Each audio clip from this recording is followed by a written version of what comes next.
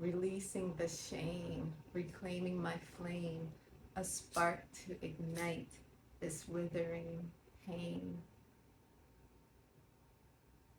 Hello, I'm Lotus Oba, and welcome to Healing with Yoga and Creativity. As you know by that little poem intro, this video is all about releasing the shame and reclaiming my flame. And the pain we are igniting is the topic on religion. How? I realize that a lot of religious folks, well, I guess the discourse online, if it's especially with Muslims, is they view ex-Muslims in a certain way, either we leave purely based on emotion, or that we weren't really true Muslims, or whatever they say. And for me, whatever, you can say I was never a true Muslim, even though I was born to Muslim parents, okay, whatever, and it doesn't change anything, or yeah, that is the topic of today's discussion, I guess, about why I left, or why I decided to leave, or was I even really a Muslim to begin with? That is debatable. Actually, I wouldn't say I was ever 100%. I always had doubts, and I couldn't ignore those doubts. A lot of things didn't make sense, and that those doubts, it's not like they just suddenly appeared. It's those doubts came when I first had those doubts. Say when those seeds first were planted, it never made sense. And so for me, it's not I just decided to wake up and be you know what, I'm an ex-Muslim. It was years in the making where I was able to realize, when I'm doing this healing work and doing a lot of deconstructing, that I can't unsee what I see with Islam being compared to Arab supremacy and white supremacy. They are the same thing in different sides of the coin, on this side this is white supremacy, and on this side it is Arab supremacy, and that's where a lot of my deconstructing and leaving is realizing Christianity, if I don't understand why Black Africans, or Black people believe in the word of the Bible based on the history of that Bible. And when I had those thoughts later on, and I realized that my previous doubts with Islam, I couldn't see how, if I had that same view with Christianity, it could be applied to Islam via Black Muslims and Black Africans. The way that Islam came to them was not through, it was not through kindness. Let's be real. There's a whole debate. Personally, for me, it makes sense that Islam was spread through the sword. If you look at the actual Quran, that there's a lot of violence in it. And yes, I did not read the full Quran. I don't need to understand what I see. And for me, as I mentioned, a lot of those doubts were from childhood, where I had a fucked up childhood. Yes, you can say it's emotional. Yeah, obviously, it is emotional. For example, I'll give you an example. When I heard about how in the Quran, apparently, there's Muslims don't like Jews, okay? It's not just for me. In the Quran, there's a lot of hatred. That's what I picked up as a child, and that's where a lot of the doubts came from, because how are you gonna tell me as a child that on the day of judgment that the trees are gonna start talking and writing out the Jews are underneath them? When I heard of that story, that didn't sit right with me, and that's one of many doubts. I was yo, that's fucking stupid. Not it's stupid that trees are beautiful. You think trees are gonna be oh, there's a Yehudi underneath me, or whatever the term for Jewish peoples are, So that was a doubt that came up in childhood. And now as an adult, when I think about it, when I get flashbacks about it, I laugh, because there are humans out there that actually believe in this stuff. But for me, I guess I could kind of I don't want to make this a long video, because there's this misconceptions about Muslims, that those who leave must know everything about Islam, that they should read the Quran first to better understand it, or that how they were introduced to Islam is not the true way, and that their way is the true way, For me, I see Islam as a religion of fear. A lot of fear in terms of fear of death and what happens afterwards. I stand firm that nobody knows, and whatever's written in a fucking book, it's still the same. It's written by human. I don't believe in like a divine knowledge that came down and was like, oh yeah, you're gonna walk a thin line of like of a razor to be to get to Jenna. Like, you know, like no. And so for me, like that is emotional abuse through religion. And you can't, I feel like Muslims have put themselves in a corner when they try to deem ex-Muslims as being emotional when their book is very emotional. Like, what do you mean you're not using fear to try to control the followers? That if you don't pray 5 times a day, or if you show your hair, or if you show your skin, that's going to be cursed. That's using emotional fear. And that never sat right with me as a child. And so as I did the healing work, I realized that like a lot of my views on Islam is obviously tainted and indoctrinated. Like, yeah, I might do a series on reading the Quran because I've tried in the past, but I'm a reader. I love to read, and I went in trying to read the Quran, and it just did not make sense. Like, yeah, like, and then on top of that, apparently, it's not really apparently, it makes sense. Like, the Arabic at that time is not the same Arabic that's being speaking in present today. So that's another thing. As a child, I couldn't understand why we had to speak in Arabic, and then I can make my du'as in English. So that didn't make sense. But also the fact that like the community, the way I'm seeing Islam in that community growing up in the West was very toxic, you know, like there's a lot of judgment in terms of what you're wearing. For me, I rebelled. I did not wear the hijab, so a lot of Muslims would try to judge me for not being fully Muslim because my hair is showing, or I'm wearing jeans, or my arm is showing, you know. So I didn't like those folks. Like I prefer the secular Muslims who kept it out, but the judgmental Muslims, whether they are Somali or even like Arabs, you know, like it's still the same thing. And then also, I was seeing a different side of the community. It's like the secular side. I kind of respected more because they were enjoying life. Like they weren't judging me because they looked like me. You know, like they were showing their hair, they were showing their legs or arm, whatever, you know. So it would make sense. And the people who were being judgmental or degrading were folks who I'm seeing that as a reflection of themselves. Like, you know, like they're really insecure about themselves and they see another Muslim not having that same fear to put on the hijab or to cover up. And that emotional side of that community did not like. And then there's also a lot of logical reasons to religion is not logical. It makes no sense, especially Abrahamic religions. I'm sorry, but what do you mean? It starts with, okay, so the way I see Abrahamic religion and Islam is like, it starts with like obviously Judaism. Judaism is the one that kind of birthed or gave way to the rotten seeds of Christianity and Islam. You know, like each one trying to outdo itself. And so Abrahamic religions, it's not logical. No.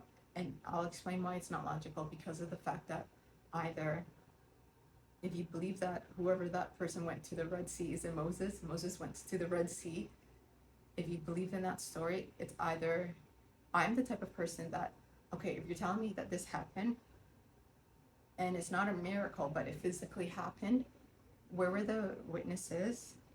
And then if it did happen, he is a witch or warlock, because that is magic. Magic is a real thing.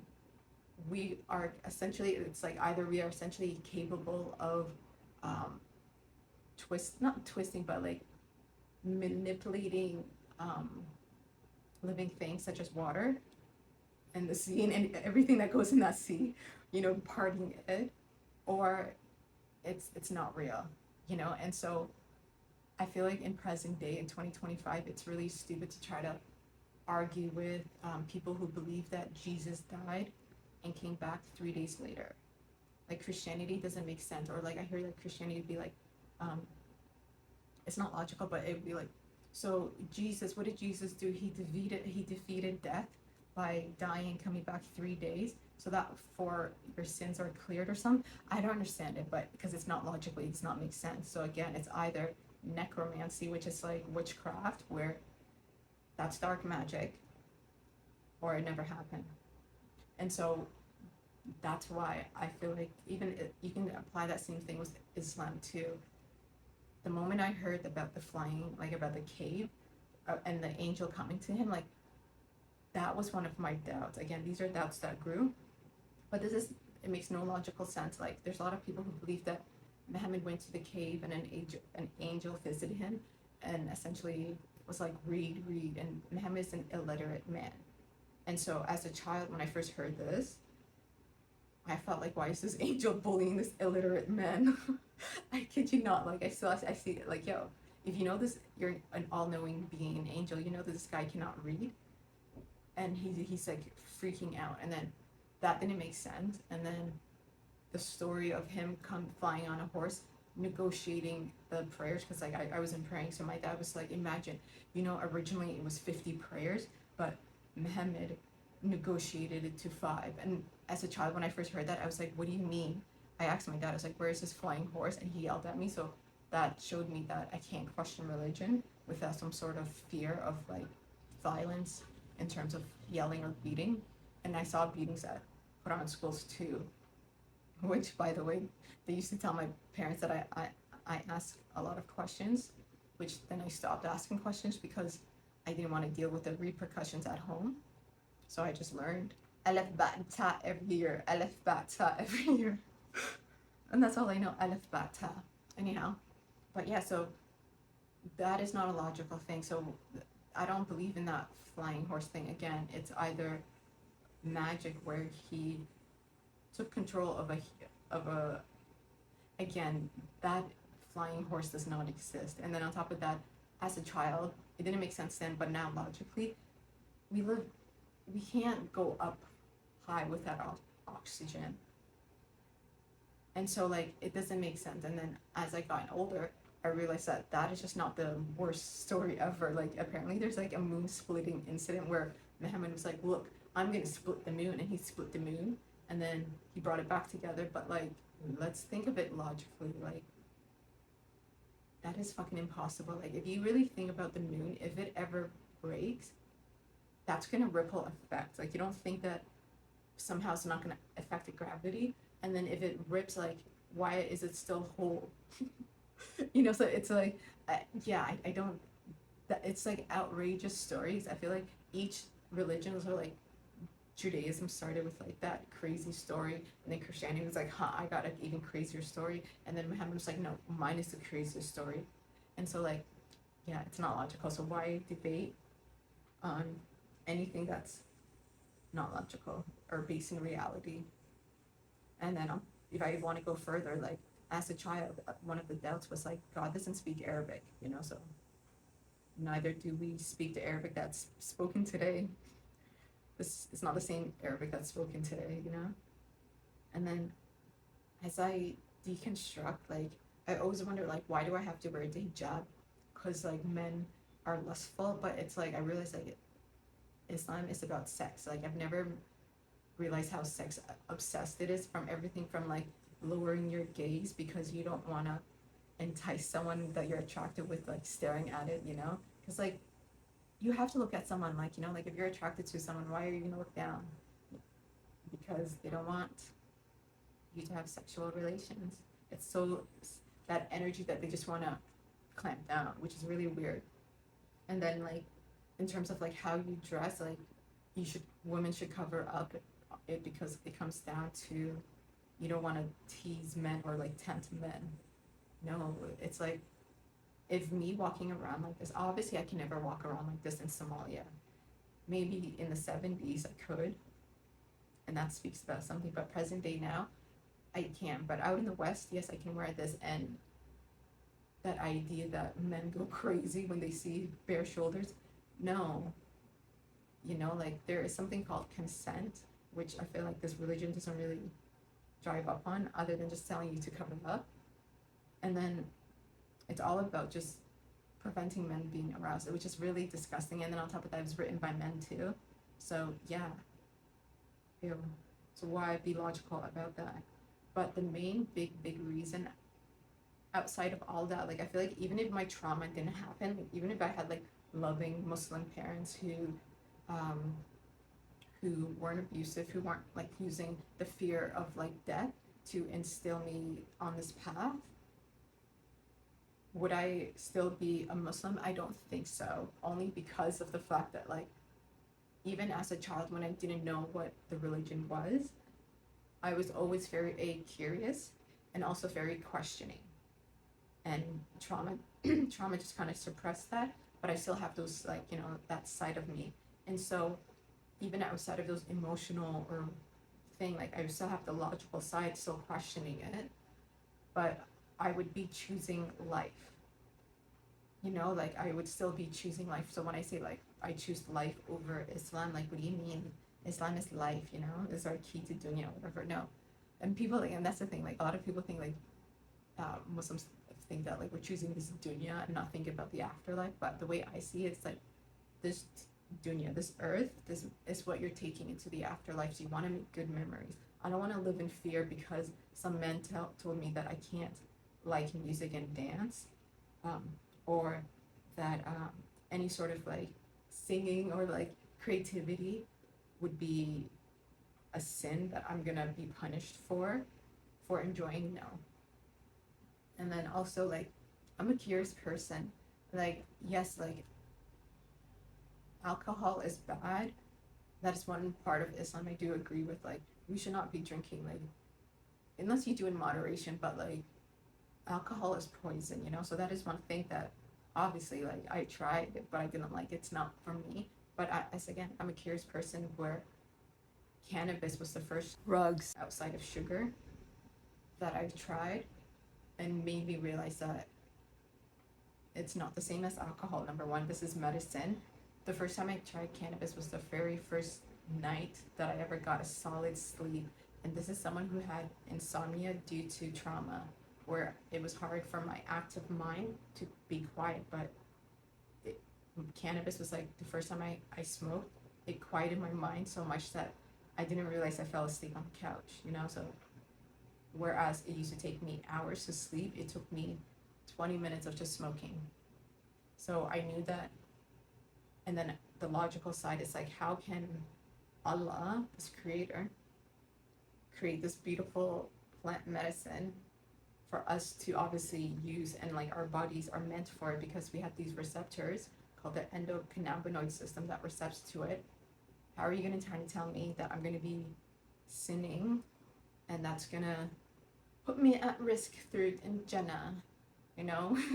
Also, another thing, it just triggered a memory of mine. That's why I'm laughing. So, I remember as a child hearing that there's like 7 levels, and then me just laughing, be like, you know what? I'll be okay with level 1. Like, you know, I don't care about the top level. And I think it was one of my sisters like, what? Like, we're gonna be like at the top? And I'm like, yeah, you guys could be like at the top, looking down at me, saying hi.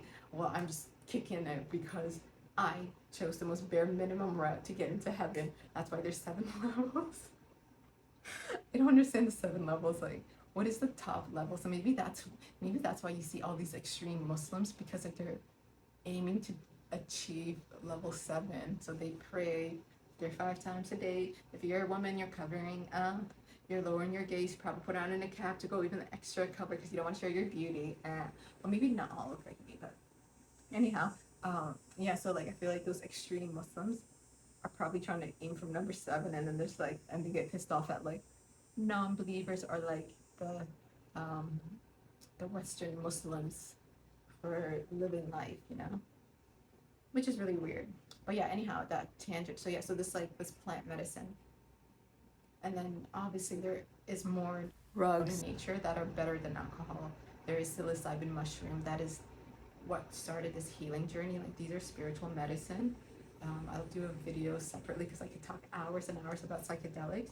But these are beautiful medicines that provide tremendous healing, but also spiritual side. Like I truly believe that religion, the reason why religion is there is because previous ancestors were using psychedelics, and then somehow the powers to be were like, okay, we gotta clamp it down. But yeah, so I don't believe that Allah created mushrooms, knowing how powerful these medicines are, for us to be tempted, and if we use it, we fail.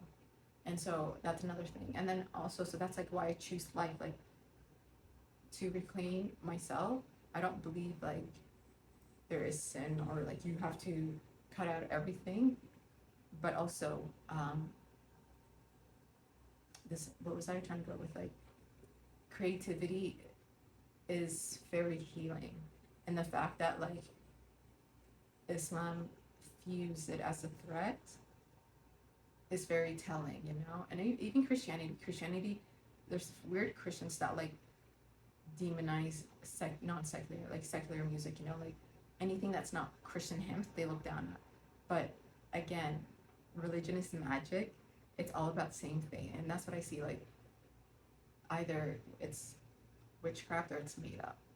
And if you are very spiritually attuned, you understand the power of your words, you understand the power of music, of frequency, of all of that, then you would see how, especially in Islam, I don't know what I'm saying, and how can I resonate with that.